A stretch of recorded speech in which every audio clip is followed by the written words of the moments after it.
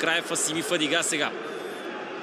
Междувременно Уелтън в наказателното поле на ЦСКА, изпитвайки болка. Изстрел сега на Роналдо! Топката във вратата, Левски повежда! 43-та минута, Роналдо е героя за сините. А Левски удря по амбициите на своя съперник в края на тази първа част. Играчите на Николай Костов просто приспаха отбраната на своя съперник. А Роналдо успя да превземе вратата на Густаво Босато.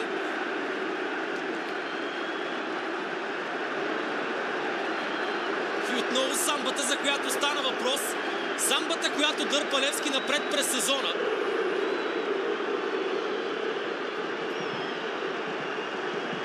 Твърде елементарно отбраната на ЦСКА допусна тук сините да разиграват необезпокоявано Цунами. Вижте само колко пространство получи Цунами, за да центрира, за да избере точния момент, в който да пласира своето подаване. И не на последно място тук отскока на Роналдо е от място.